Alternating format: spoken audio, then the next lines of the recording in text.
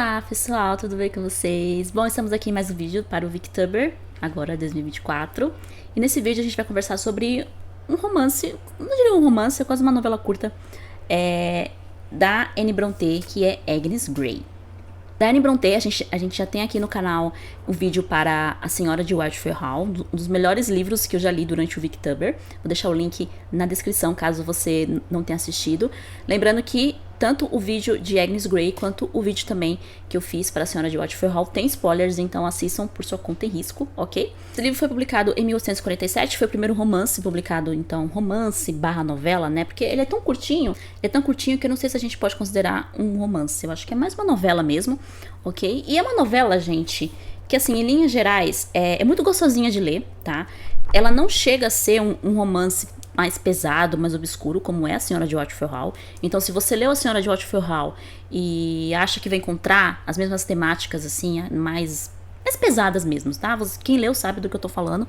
Você não vai encontrar aqui. Porém, isso não quer dizer que em alguns momentos, principalmente no começo aqui da história, a gente não tenha uma temática um pouquinho pesada, assim, em relação à trajetória da nossa protagonista, que leva o nome do livro, né? Agnes Grey. Que é basicamente, esse livro é o mais próximo que a gente vai ter de uma autobiografia da Anne Brontë, ok? Porque todas as experiências aqui que a gente vê relatado da Agnes Grey como governanta, né? Quando ela começa a trabalhar como governanta para ajudar a sua família, né? Nas contas da família, foram todas praticamente inspiradas na vida da própria Anne Brontë aqui. Então, por mais que ela tá usando um personagem, por mais, né, que ela tá usando outros nomes, é tudo muito real, assim, na minha opinião, muito cru em alguns momentos, né? A Anne Brontë, a escrita dela, se você só tá acostumada com a Emily ou com a Charlotte, né? Eu já vou te avisando que a Anne Brontë ela é mais dura, ela é mais seca, ok? A Anne Brontë, ela vai direto ao ponto. Ela não é de fazer floreios, ela não é de descrever paisagens bucólicas, um pouco sim, lá na Senhora de Whiteford Hall, às vezes ela dá algumas descrições assim mais bonitas, mas é tudo muito pontual, tá? Ela não chega a ter aquele romantismo no texto como a gente vê na Charlotte Brontë e na Emily Brontë, ok? Então ela é a mais diferentona, na minha opinião, das irmãs, tá? Porque ela tem essa, entre aspas, tá, gente? Essa secura no texto, tá? E que essa secura às vezes dá um impacto muito maior, muitas vezes, tá? Eu gosto disso, né? É uma coisa que às vezes até que eu falo que a Lígia também tem em alguns dos seus textos, né? Principalmente nos contos, dela ir direto ao ponto. Funciona como se fosse uma faca, sabe? Quando a gente corta, pá! E aí dá aquele impacto. Então, a escrita da Anne Brontë, ela é mais ou menos assim, tá? Então ela vai direto ao ponto, ela é bem direta, ela não vai fazer floreio, mas o fato dela ser assim e do que ela tá contando aqui pode dar um impacto tão grande como se ela tivesse feito todo em inglês, né, quando a gente fala, todo um build-up, né, pra aquele momento, e eu acho isso muito legal na Anne. Eu gosto bastante da Anne. Como eu falei pra vocês, acho que a Anne continua sendo a minha Brontë favorita, mas o meu livro favorito delas, né, das três irmãs, é O Morros Vivantes. Então, em questão de escritora, eu acho a Anne particularmente mais o meu gosto, tá? Não que eu não goste da escrita da Charlotte e nem da Emily, muito pelo contrário, eu acho maravilhosa a forma como elas escrevem, muito bonita. Pode ser que eu mude de ideia, tá, gente? Como eu falei pra vocês, eu quero reler Jane Eyre, né? Eu fiz uma releitura em 2020, durante a pandemia. Eu amei a releitura, mas agora eu quero fazer uma terceira releitura, ok? Vai ser uma terceira releitura de Jane Eyre. Vamos ver se eu mantenho essa minha opinião, ok? De como escritora eu preferi a Anne. Pode ser que não, pode ser que eu acabe mudando de ideia e ache a Charlotte, né? A Charlotte acabe se tornando a minha escritora favorita. Mas eu acho que na fase que eu tô agora, assim, depois dos meus 30 anos, tá? Vou abrir um parênteses aqui gigante. Nessa minha fase que eu tô agora, eu gosto dessa franqueza de muitos autores, assim, sabe? Então essa franqueza, isso de você ser mais direto, né, sem floreios, sem rodeios, isso me interessa mais. Isso tá refletindo também, né, nos meus gostos de literatura, né? Então, sei lá, talvez quando eu era adolescente, realmente a Charlotte foi a minha favorita e durante muitos anos, né? Quando eu li Jane Eyre, eu tinha uns 18, 19 anos. Então, realmente isso impacta muito, né, uma jovem leitura. Mas agora que eu tô um pouquinho mais velha, né? Tô com 30 já. Não que não tenha impacto, mas essa realidade mais crua às vezes me impacta mais, né, do que um texto mais floreado, né? Espero que é mais ou menos isso, tá? Espero que eu tenha conseguido explicar aí os meus sentimentos em relação às irmãs. O Agnes Grey, assim como Jane Eyre, também é um romance de formação, ok? Então a gente começa aqui com a nossa jovem Agnes em casa, uma jovem vai dizer que ela é um pouquinho atrapalhada, ela não sabia fazer muita coisa, a mãe não deixava que ela fizesse muita coisa em casa, ela era um pouquinho mimada, tá, aqui pela mãe dela, pelo pai. Ela era filha de um pároco, né, então entra aqui no tema da questão religiosa, também é muito forte aqui em Agnes Grey, talvez não tanto como é a senhora de Waterford Hall, ok, mas em Agnes Grey a questão da fé da Agnes, dela acreditar que as pessoas precisam ter virtude, ser boas, é muito constante aqui, e vai com o tema que eu escolhi do Vic Tubber, né, para ler esse ano, né, que foi um livro que tem a religião como um componente importante da história, né, então a fé da Agnes aqui é muito importante, não tanto como nos outros livros das Brontës, mas é uma subtrama aqui, né, que ela tem um relacionamento muito forte com Deus, então ela busca viver conforme a fé que ela tem, sobre o que ela acredita, e isso cria conflito, então, com as pessoas ao redor dela, né, quando ela vai virar governanta. Ela era mais nova, né, ela tinha uma irmã mais velha, Mary, e ela morava com a mãe e o pai, né, no presbitério. Eles não tinham, assim, muitos recursos, né, o presbitério não dava, assim, tantos lucros, e a mãe tinha vindo de uma família abastada, só que por conta do casamento com o pai, ela perdeu o direito à herança, né? Porque o pai da mãe da Agnes Grey cortou a filha da herança por conta do casamento, que pra eles, né, era um casamento infeliz, era o típico caso aí, né? Que as pessoas se casavam muito por dinheiro, por herança, né? E no caso da mãe da Agnes, ela se casou por amor, né? Então ela amava o pai dela e por conta disso ela se casou e foi contra a família. A própria família dela. E isso mostra que o caráter da Agnes foi muito, muito inspirado, muito baseado na mãe dela. Então a mãe dela era uma mulher virtuosa, era uma mulher que tinha princípios, era uma mulher que ela ia até o fim com os seus princípios, né? Tanto que no final aqui do livro, mais no final da história, quando infelizmente o pai falece, né, por conta de várias situações que acontecem aí, que leva ele a ficar doente e a falecer aqui mais pro final da história, a mãe teve a chance de recuperar a herança perdida da família, só que, porém, para isso ela teria que pedir desculpas, né, ao pai pelo casamento que ela fez, coisa que a mãe achou um absurdo, né, a senhora Grey achou um absurdo e simplesmente falou pro pai dela, não, deixa quieto, o seu dinheiro não vale nada para mim, né. Então a Agnes Grey cresceu com esse espelho de mulher, e é praticamente o que ela vai se tornar também aqui no final do romance, essa mulher muito virtuosa, com muitos princípios, tá? E mas apesar disso, né, dela ter esses princípios, ela é humana também. Então ela tem os defeitos dela, ela tem ali os momentos que ela, né, às vezes quer chacoalhar alguém, né, aquele momento que a gente quer dar uns tapas, né, principalmente quando ela então resolve ser governanta. Depois que o pai perdeu o dinheiro no empréstimo que ele fez para um mercador, né? E só que quando eles estavam chegando na Inglaterra, o navio afundou. E aí perdeu tudo, assim, morreu todo mundo, infelizmente. E o pai, então o Sr. Grey, acabou perdendo o dinheiro que ele tinha investido. E a família entrou, assim, em um certo desespero, né? Porque era esse dinheiro que foi perdido era praticamente todas as economias que eles tinham. E acumulado aí durante um tempo, né? E aí eles estavam agora só com o dinheiro que o pai recebia da igreja anglicana, e esse dinheiro não era o suficiente para eles viverem, né? Então, por conta disso, a Agnes sente no coração que ela deveria ajudar a família trabalhando fora como governanta. E aí, gente, você ser governanta, principalmente na era vitoriana, até mais ou menos aí, acho que até ainda o começo do século XX, né? Não era, assim, uma profissão, né, muito respeitada, não era uma profissão que você tinha direitos, ainda não tinha a questão de direito trabalhista, nem nada do tipo, tá? Então, estou falando que século XIX, tava tudo muito novo, né? Se você ler o Norte-Sul, você vai perceber que a questão de direito trabalhista é uma coisa muito recente, muito nova ainda nesse período, né? Principalmente para jovens bem educadas, que é o caso da Agnes, né? Era uma posição muito complicada. Você tinha que morar com aquela família para quem você vai trabalhar. Só que você não tinha uma posição clara dentro daquela casa.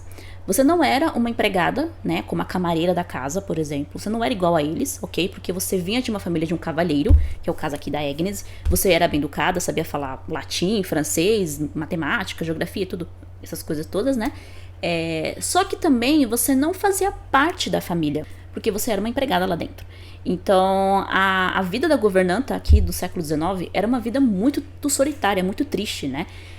Porque ela não tinha um ciclo social a quem ela pertencia. Ela não podia se misturar com os empregados, ela não podia conviver com os empregados, mas também ela não podia conviver com a família. Então, ela era praticamente invisível aqui. Então, isso fica bem claro aqui em Agnes Grey, em Jane Eyre também, principalmente Jane Eyre.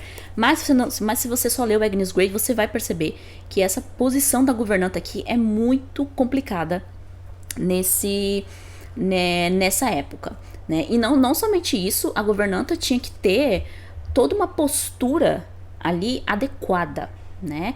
Ela não podia ser uma mulher estourada, tipo eu, como sou um pouco às vezes estourada de vez em quando. Ela não podia demonstrar que ela estava insatisfeita. Ela não podia demonstrar nada que fosse contra aquela imagem virtuosa, aquela imagem da mulher perfeita, virtuosa, que é um brinco de pessoa, tá sempre limpa, cheirosa, educada, fina, nunca tá triste, nunca tá chateada com nada. Ela tem que estar sempre feliz e perfeita, ser o modelo de virtude sempre, ok?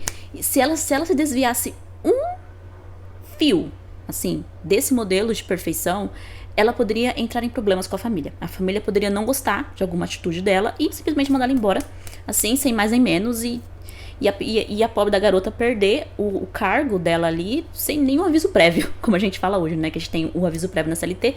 Então ela poderia perder o cargo dela sem aviso prévio.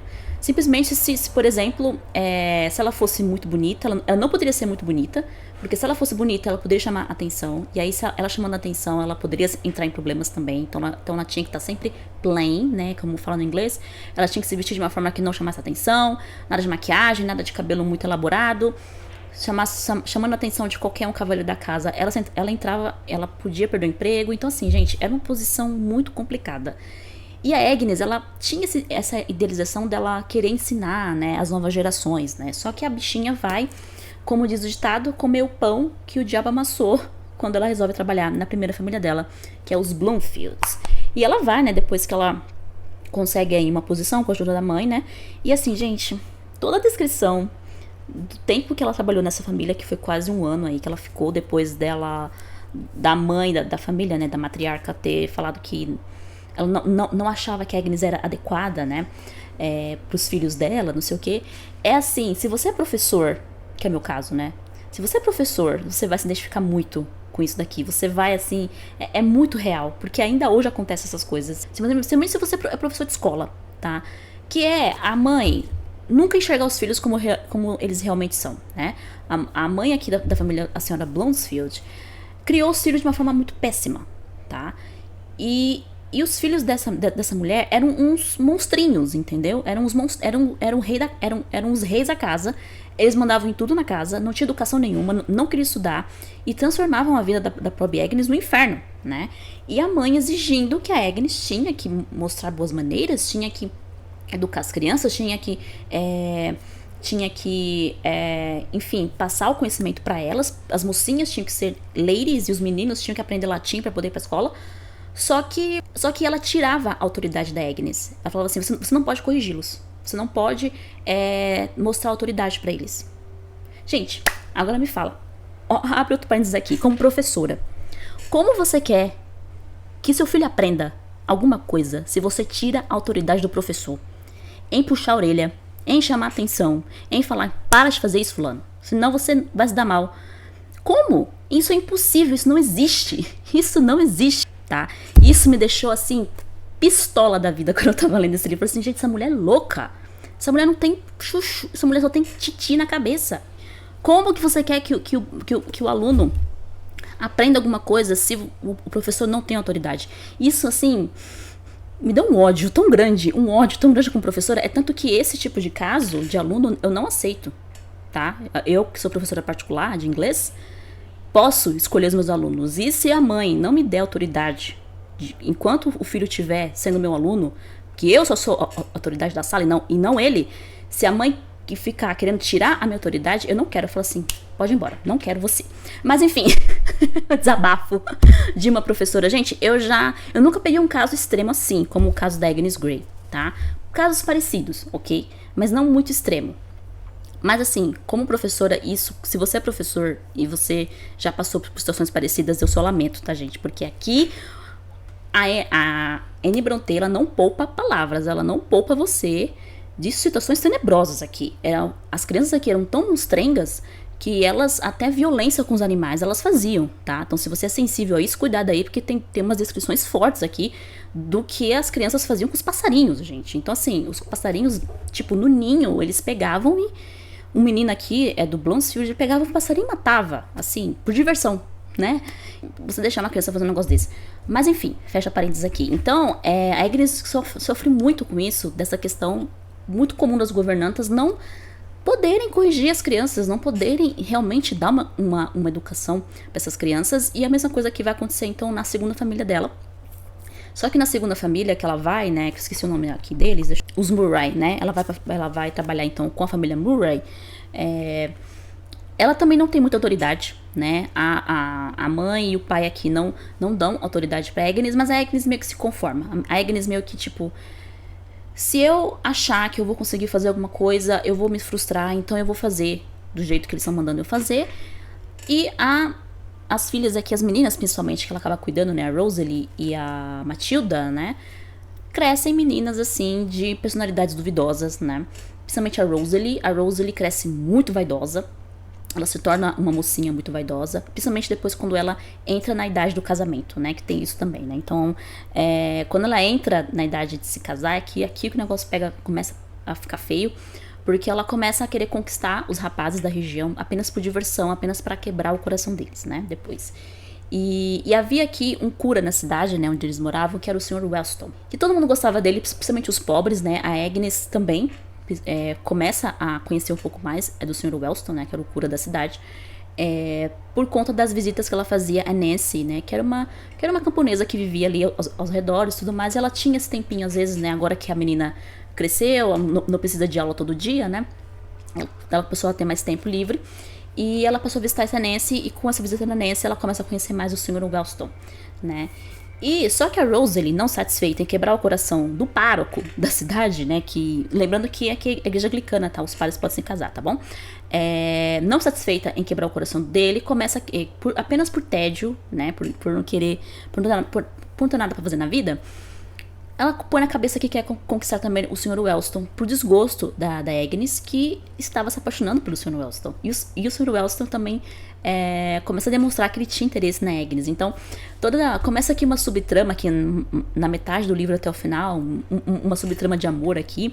Muito, muito legal, gente, muito interessante, depois de todo aquele sofrimento que a gente acompanhou da Agnes, tentando, né, fazer o trabalho dela como governanta e sendo sempre fracassada pelos seus superiores, né? Nunca fazendo o que ela gostaria de fazer.